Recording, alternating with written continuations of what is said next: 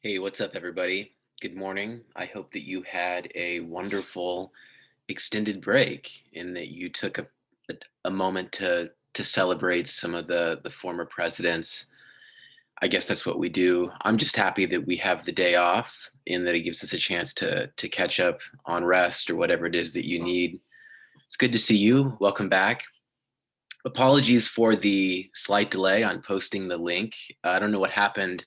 I think I accidentally posted the link to the wrong cat courses page, but I noticed that no one was here, and so I quickly double checked and corrected that. It's so good to see you. We are dealing with institutions, and this is a topic that seems to be sort of ever present in much of the discussion that takes place in political economy of development, but it's often unclear what we mean by institutions and what role they play and how they become consequential. So today and on Friday as well, we are focusing on the role of political institutions as drivers of development and causes of long-term development, and really the differences between countries in their levels of prosperity, or the different indicators that we used in class to measure national income, or to approach the concept of development as a variable. This is a discussion that has us talking about institutions, economic and political. So we will be first covering the kind of contours of the concept before we eventually take a look at theoretical treatments, and especially at Acemoglu and Robinson, which I had you read for today and for Friday. So without further ado, let's get started.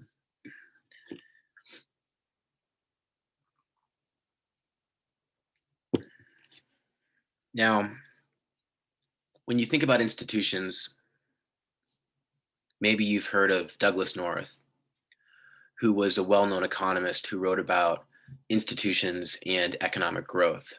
And it has become so commonplace to talk about the role of institutions that cartoons like this are widely available. And in fact, I found this online. This is a cartoon from the Himalayan Times in 2018. And the message seems clear enough. But before we continue, just tell me in the chat, what do you think the moral of this cartoon is? What's the point of this cartoon?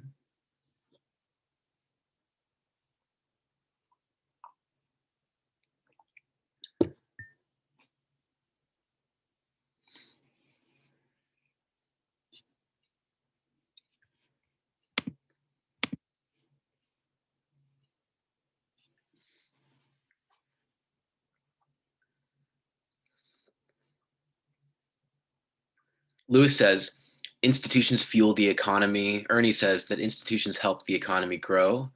Max says the economy's growth is based off of institutions.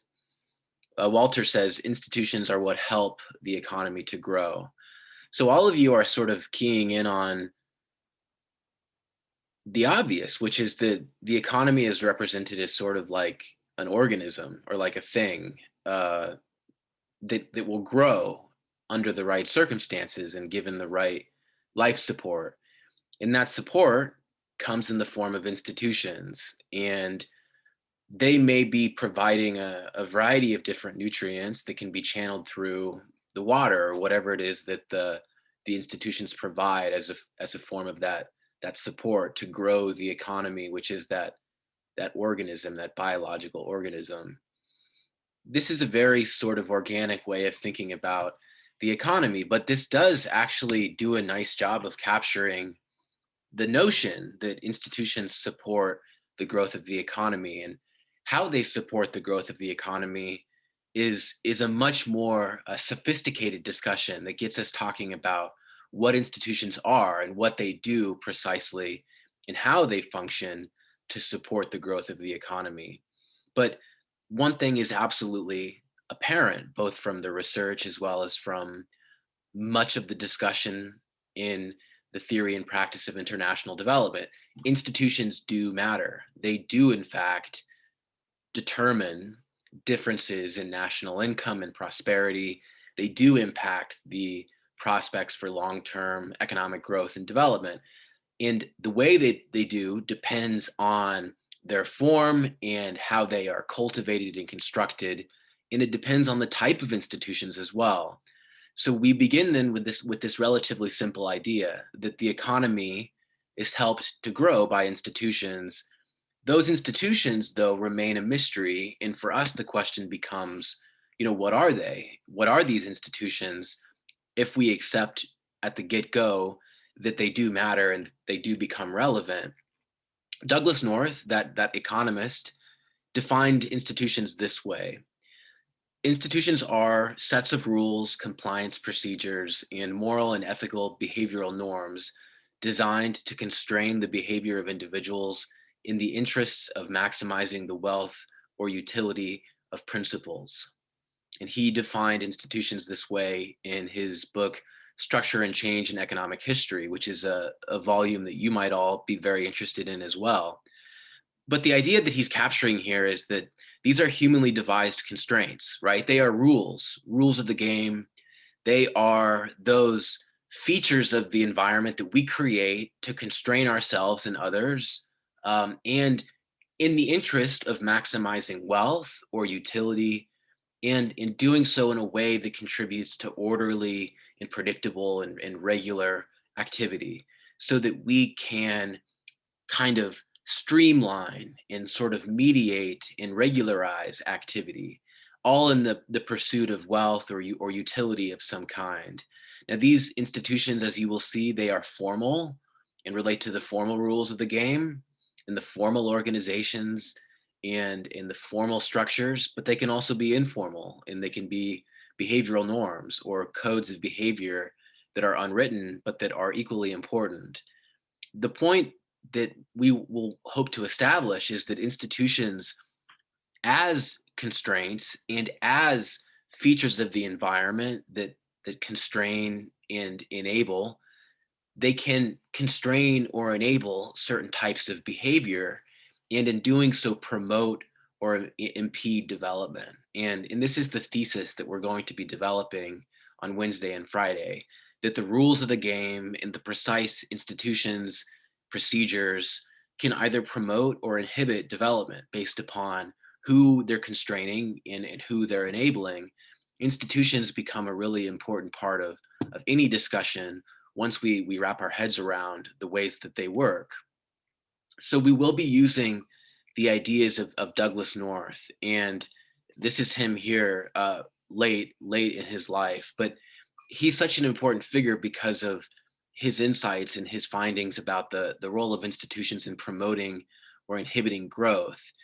And the basic starting point for his insights is the observation that no perfectly operating markets exist, despite the sort of assumptions of classical in much of neoclassical economic theory.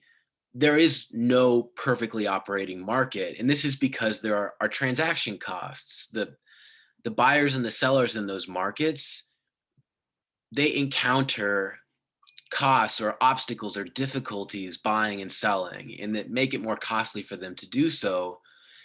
These transaction costs inhibit the perfect operation of these markets, and it prevents actors from carrying out the mutually beneficial exchanges that classical economics expects them to be able to carry out. And these transaction costs relate to information and informational asymmetries.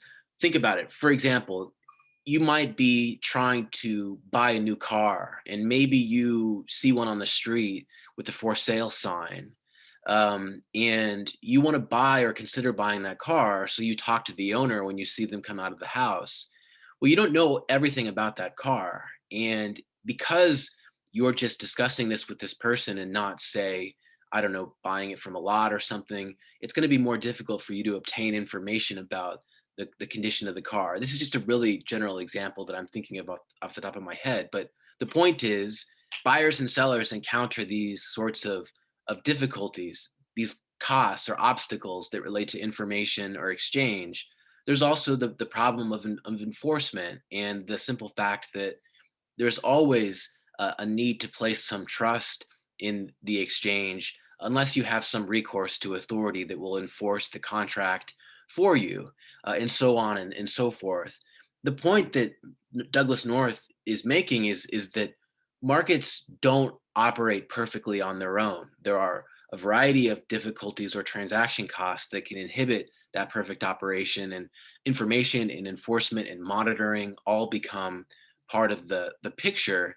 And this is where institutions become quite important, because institutions are created to resolve these transaction cost problems, to solve those issues and provide capacities for mutually beneficial exchange, um, that is based in the exchange of information, the monitoring of behavior, and then that is also ensured to be sanctioned if defection or uncooperative behavior results. Institutions provide what actors need to be able to come together and cooperate for mutual benefit and mutual gain. It helps to resolve some of those transaction costs and reduce some of those transaction costs. And so, one example, and maybe the most important institution of all in this regard, is simply the institution of property rights and possession and ownership and control of property or assets, and the right that you have to that ownership and the entitlements that fall under that to dissolve them or transfer those assets or do whatever you will with them. Institutions are any humanly devised constraints or rules of the game that are created to resolve these transaction cost problems. Property rights just being one example. But as you'll see as we go forward, excuse me, everyone, not feeling very good.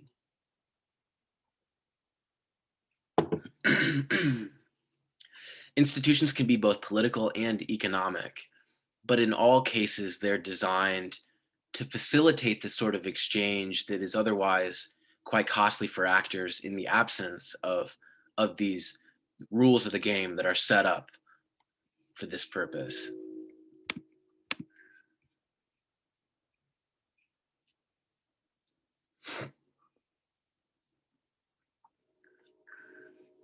Walter, what is in theory? I'd just like to know what you meant there.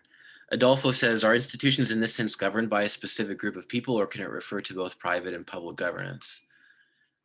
Well, they're not governed per se. They sort of do the governing in the sense that the institutions are the rules of the game or the setup that regulates the exchange and the use of power, or that distributes power between actors inside some context. So they are created by governments and by those who have public authority.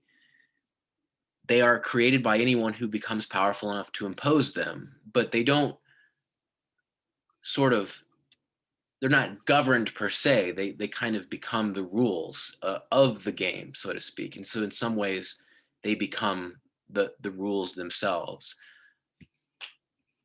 We'll go into some more detail and we'll get more concrete as we go along here. We have to begin on a very abstract level so that we can understand the concept.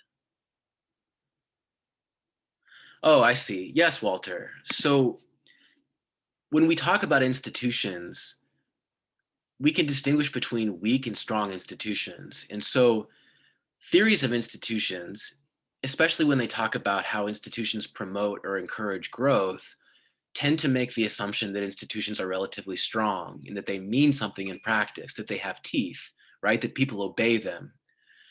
So, property rights, for example, if property rights exist in law and in practice, that means that people in law can own assets like a grocery store or a factory. And in practice, those assets won't be expropriated by the state. But it could be that those rights exist in law, but in practice, the state violates them on a regular basis and does expropriate assets and seizes holdings or whatever. We can talk about weak and strong institutions, and we can distinguish between the weakness or the strength of their enforcement, and the weakness or the strength of their creation as well.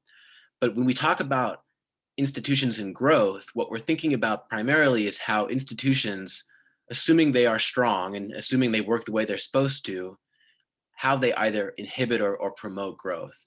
And so in this discussion, we'll primarily be thinking of them as relatively formidable and meaningful. But in reality, there's a lot of variation. In Latin America, for example, is a place where institutions are often quite weak, and the formal rules of the game might matter very little compared to the way things actually work in practice. And I'm sure you can all imagine a scenario, or maybe you've been in a situation at work or in school where the formal rules on paper are very, very different than the rules in practice, and what people can get away with, or what is the regular sort of informal, unspoken way of doing things. Lewis says, would the Silicon Valley be considered an area of strong institutions that grow the economy in the Bay Area? So economic organizations, like firms, in a strict sense, are economic institutions because they're sanctioned by the state and they have a legal personality. Silicon Valley itself is sort of more structural, right? It's sort of more amorphous. It's a collection of firms that have come together in a sense, but they don't necessarily act together as one. It's not really an institution. Google is an institution. Silicon Valley is not really an institution, but the firms and the banks and the financial institutions that provide the credit that those companies like Google draw on, they are also institutions. And strong banks and access to credit on favorable terms, those are features of economic institutions that often help to promote growth, that are often quite present and abundant in places like the United States, but often very limited in developing countries where there's an abundance of labor and a shortage of capital. But you're right, if you're thinking about like, Google or Facebook, those are economic institutions in a strict sense because they have a legal authority and a legal sanction that's been conferred upon them as corporations, right? As economic institutions. In our discussion right now, we're thinking more sort of in terms of the kind of general rules of the game that those companies and other actors in the economy and in society have to submit to and have to play under. And so economic institutions determine the economic rules of the game in the organization of the economy. And so regulatory agencies and financial services, central banks, budgetary and fiscal rules, unemployment insurance schemes, labor unions, employers associations, the formal rules regarding wage bargaining. These are all examples of economic institutions and economic rules of the game. They are those humanly devised constraints that are set up inside the economy. And all of them have in common that as institutions, they are features of the political environment that are sort of permanent or semi-permanent, and they help to create incentives for the economic actors, and they structure the relationships and the exchanges between them. And contracts and property rights, these are also institutions in a very general, basic sense, as is money, and so on and so forth. All of these things are essentially artifacts of our existence, things that we have created as economic man and woman and non-gender conforming individuals. These are the rules of the game that we have created in the course of our economic life. We can distinguish, though, between economic and political institutions. Political institutions are going to regulate the limits of political power, and they determine how power changes hands. So whereas economic institutions determine the rules of the game for the actors in the economy, political institutions determine the rules of the game for the actors in politics. And so the distribution of power between, say, the legislature and the executive, between the courts and the executive, the courts and the judiciary, or excuse me, the courts and the legislature, they determine the rules of the game regarding succession, or all sorts of rules about how decisions are made or how money is allocated.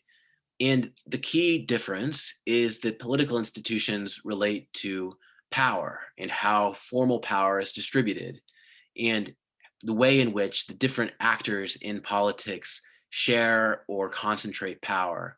And so we talk about regulatory agencies in the executive. We talk about the difference between democracy and dictatorship and whether leaders are elected or if they satisfy elites primarily to stay in power. We talk about distinctions between a parliamentary and a presidential system, and so on and so forth. We can also distinguish between informal and formal norms, say those formal institutions relating to democracy or dictatorship, parliamentary versus presidential systems, and then maybe the informal norms relating to the norms around corruption in the acceptability or the role of corruption in politics. There are significant differences from country to country and region to region in the informal role of corruption, in those behavioral norms around corruption and clientelism and crony politics. Economic and political institutions are both examples of institutions, and political institutions take on a special importance because when we talk about the distribution of power, we're talking about the distribution of rights and responsibilities and abilities to participate in politics and to make decisions under which everyone must live and that everyone must obey.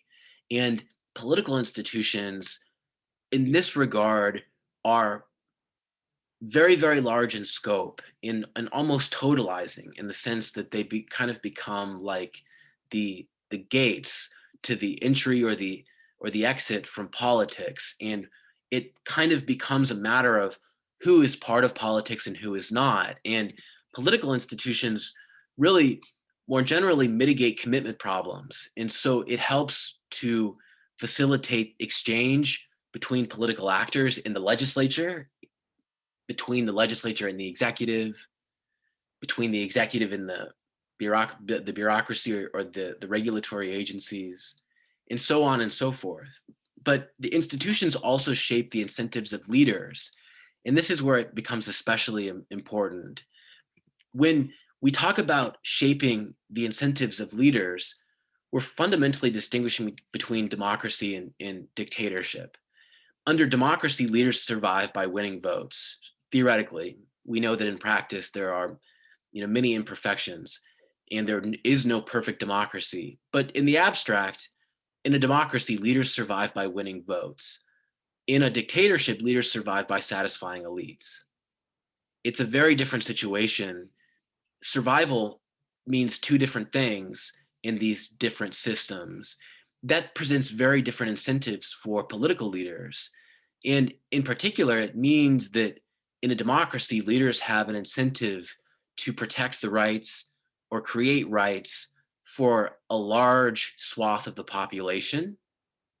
And in a dictatorship, by contrast, it means that leaders have an incentive to not represent or promote or protect the rights of most citizens.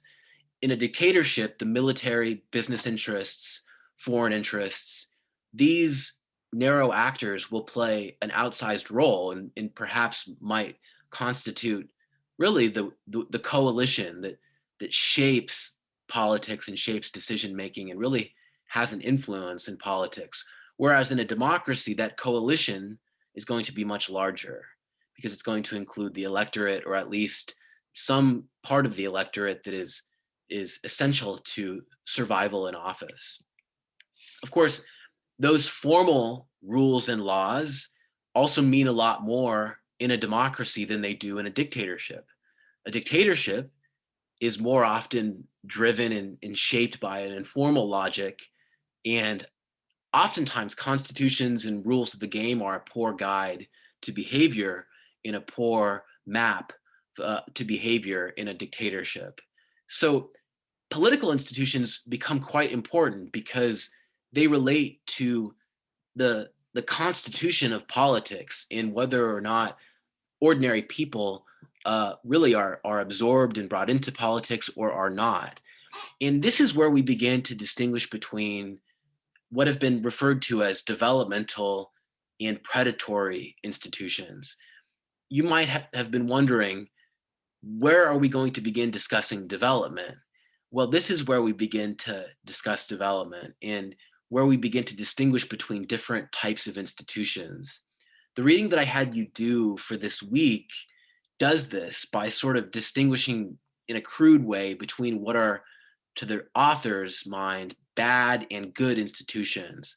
For our purposes, we'll church it up a little bit and we'll use language that's a little bit, um, yeah, a little bit more descriptive and a little bit more nuanced.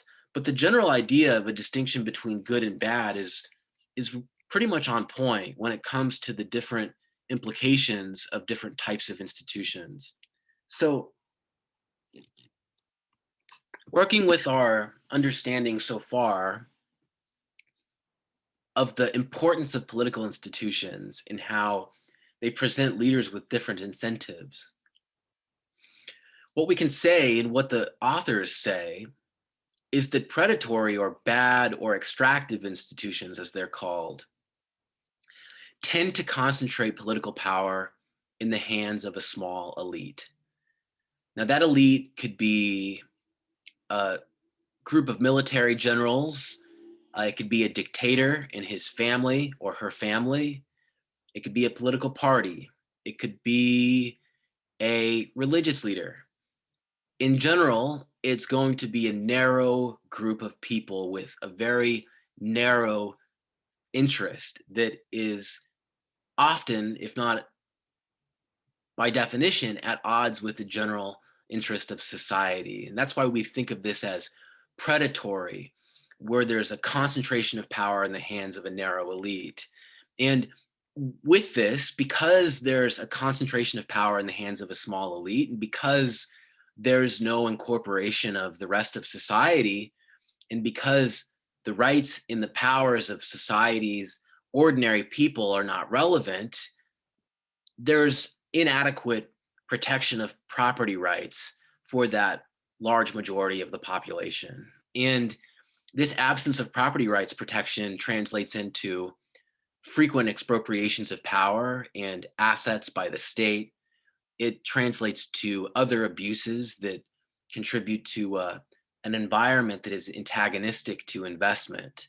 And in a moment, you'll see how these characteristics become really, really important to long-term trajectories and how predatory institutions can create vicious cycles where people have no incentive to invest and grow the economy because they know that their assets will be stolen from them by the state. Now, we can distinguish between predatory and good institutions or developmental institutions. These developmental institutions, on the other hand, they provide protection of property rights and they tend to disperse political power in the hands of a much, much wider segment of the population. And in doing so, they also constrain the political power of elites. So we're talking about representative democracy, more or less. We're talking about institutions of democracy that help to counterbalance and restrain the power of those narrow elites, frankly, who can self-provide and who don't have an incentive to invest in the economy in the way that those ordinary people might. But these good institutions, they also provide incentives for these investors, these ordinary people, to develop new technologies. They provide incentives to encourage investment and growth more generally.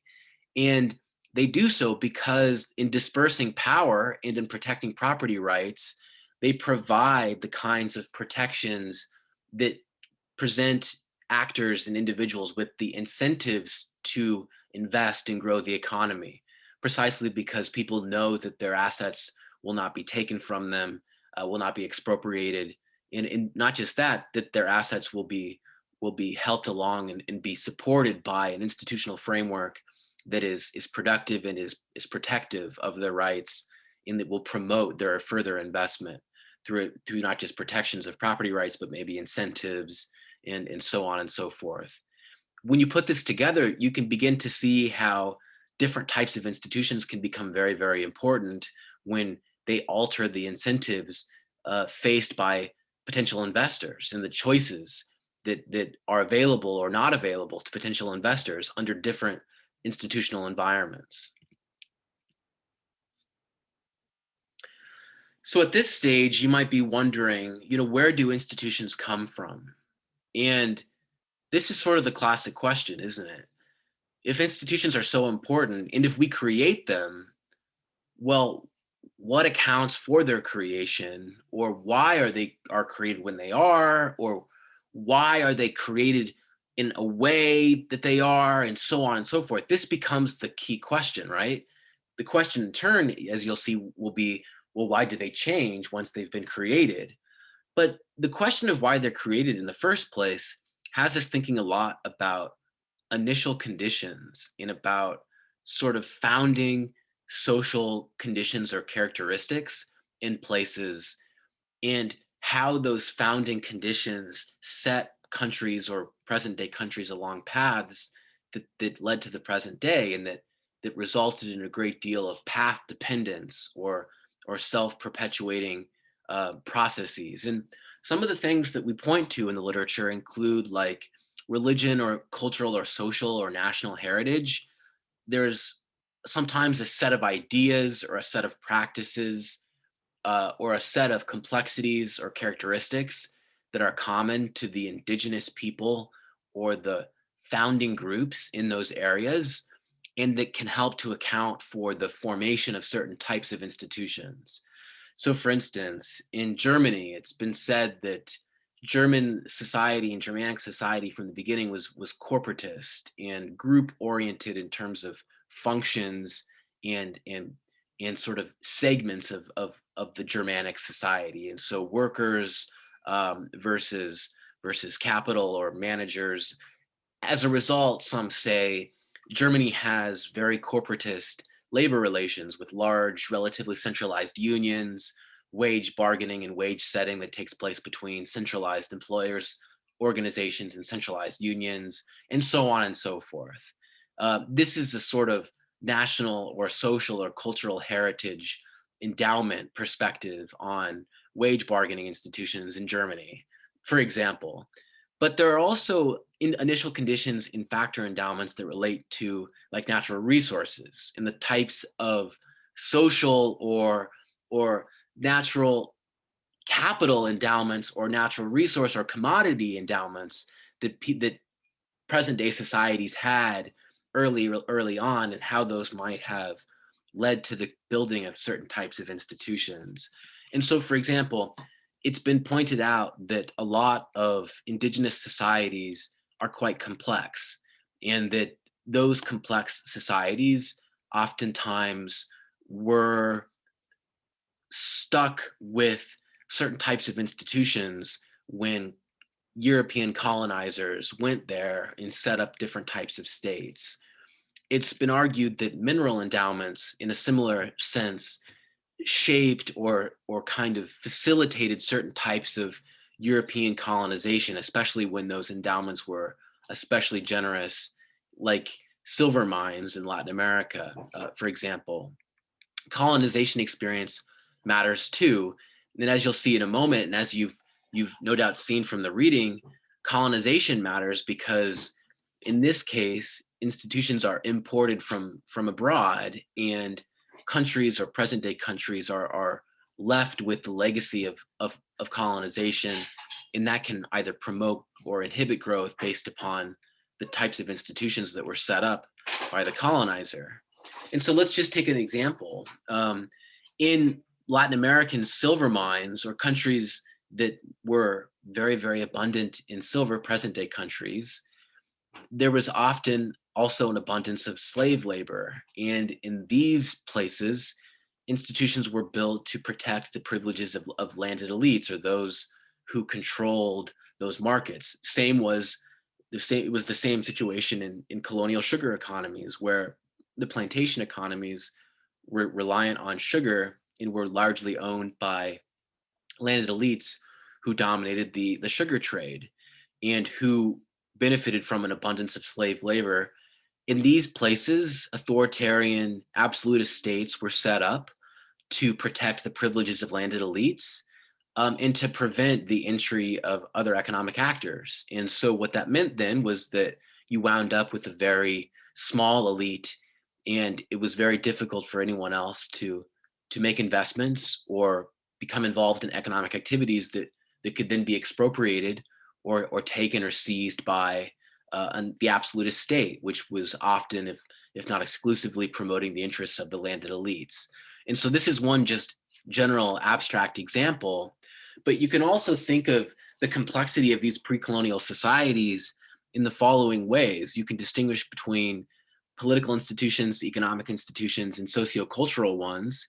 And you can distinguish between societies of lower complexity, intermediate complexity, and higher complexity. And notice that on the political and the economic fronts, societies or pre-colonial societies that were more complex were more centralized and bureaucratic. On the economic dimension, they were more prone to a large-scale division of labor and often slavery, intensive agriculture.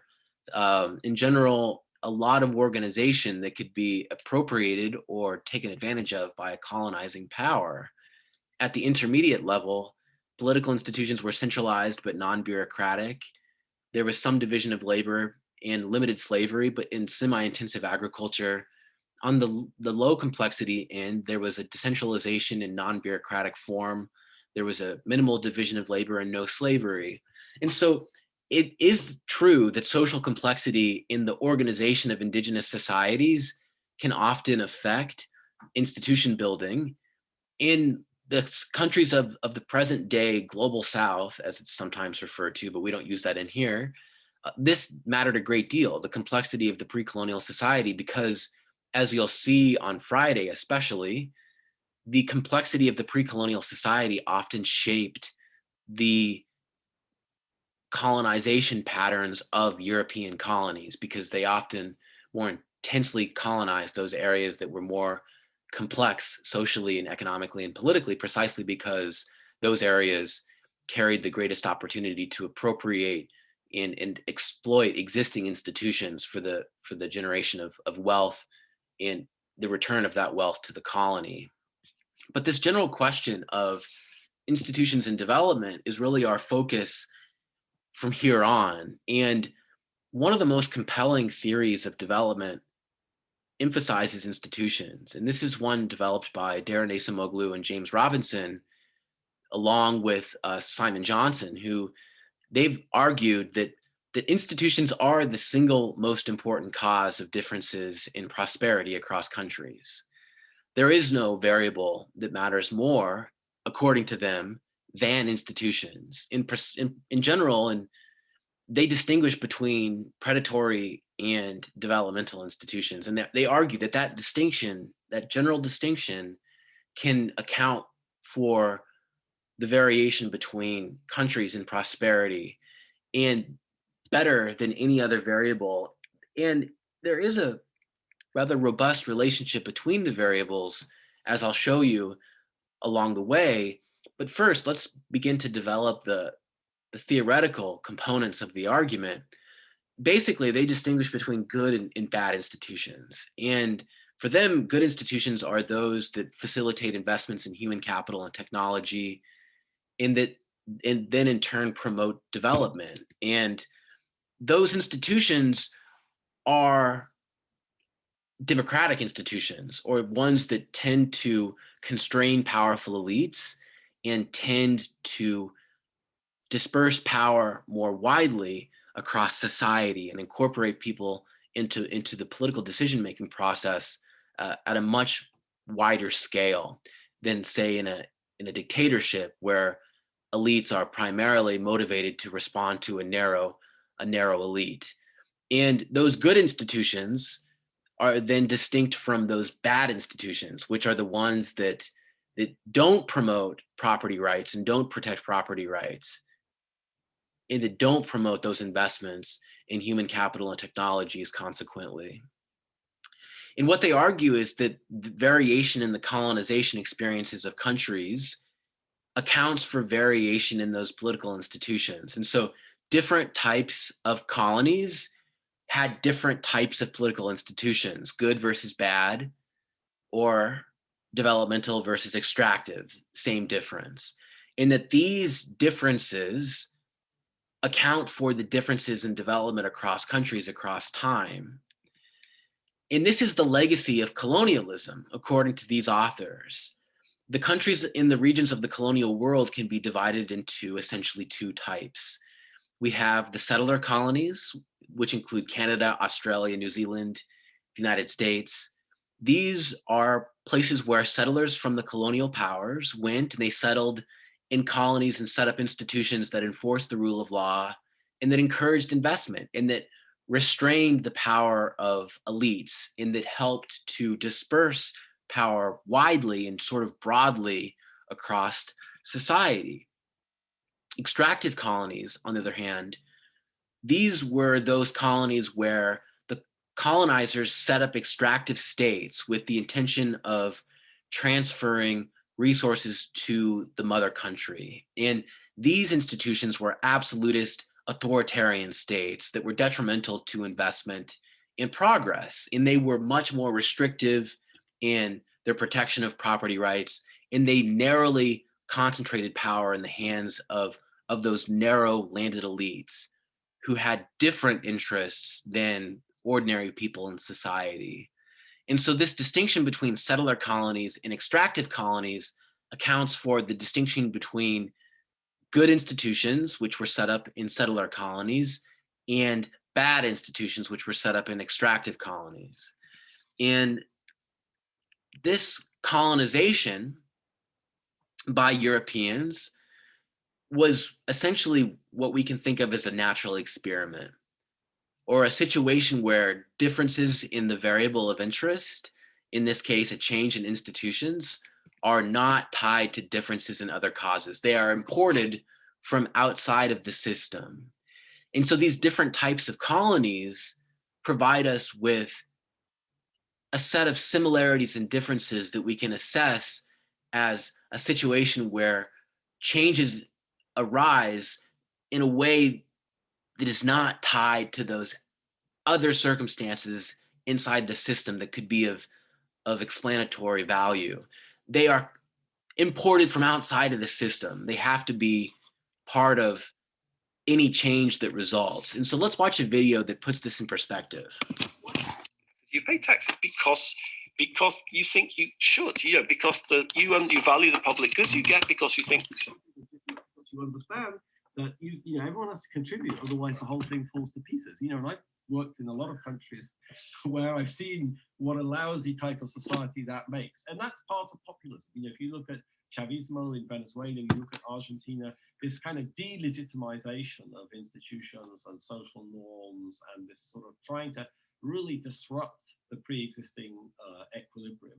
I'm James Robinson. I'm the Reverend Dr. Richard L. Pearson Professor. I'm also a university professor at the University of Chicago, and I'm the faculty director of the Pearson Institute for the Study and Resolution of Global Conflict at the University of Chicago, Harris School for Public Policy. The difference between, Guatemala or Colombia or the United States or Canada is not some sort of fundamental structural difference in terms of geography or ecology or something like that. It's just that historically those societies got organized in different ways, and that led to these enormous divergence over time. I think when you talk about economic growth, economic development, you think a lot about economic institutions, something like property rights. They create incentives and opportunities in the economic sphere, and that's very important.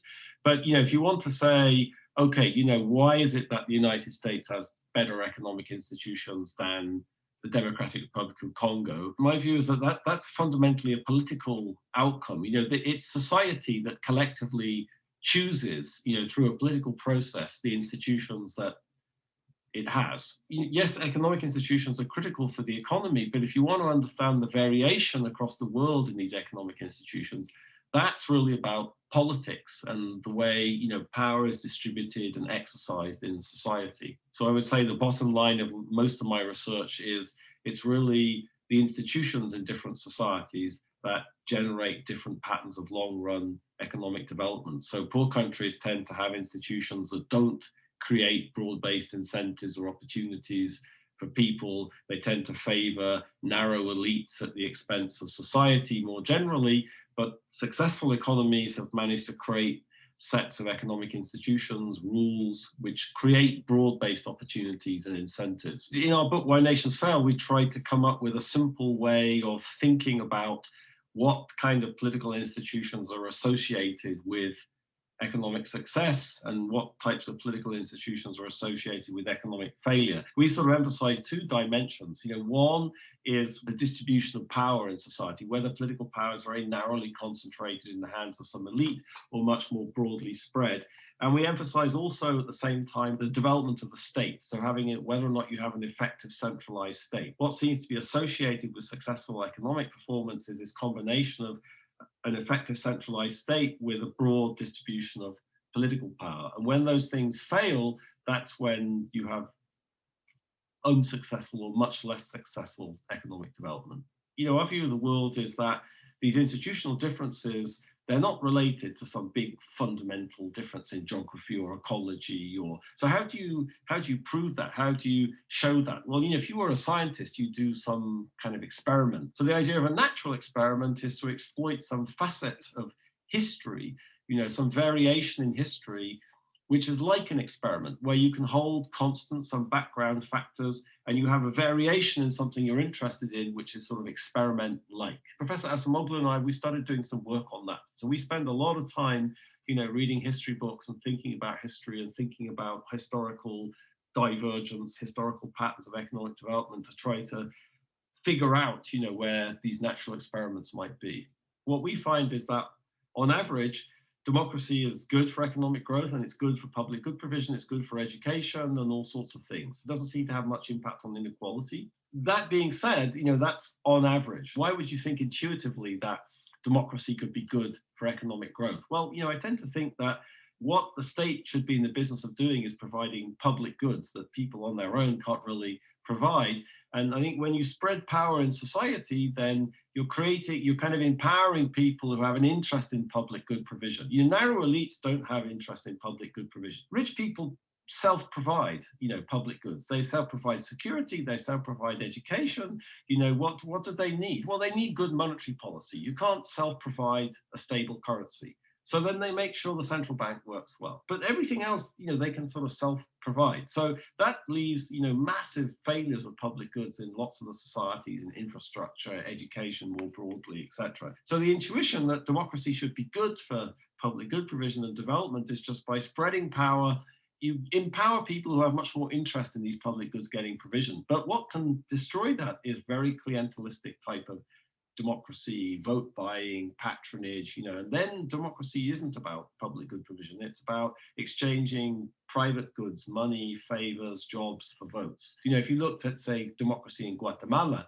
I'd say the problem there is that these traditional elites wield enormous power over what goes on. But if you looked in democracy in Venezuela, you might think, no, there the problem is this very clientelistic style of democracy, lacking an impulse towards public good provision. One of the things that most disturbed me about this, presidential discussion, for example, was this business about taxes. President Trump was going along a lot about, he didn't pay taxes. And, because he's so smart, he doesn't need to pay taxes. If you're really smart, you don't pay taxes. You think about a country like Argentina. They introduced income tax in 1932, and they created this very effective tax bureaucracy.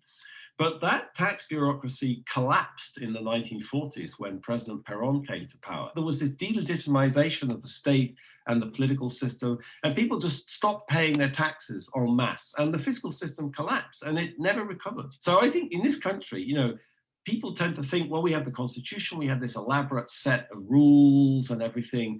But I think those examples suggest that, yeah, but that functions so well because you have this set of social norms underpinning it that are very functional. So there's a lot there.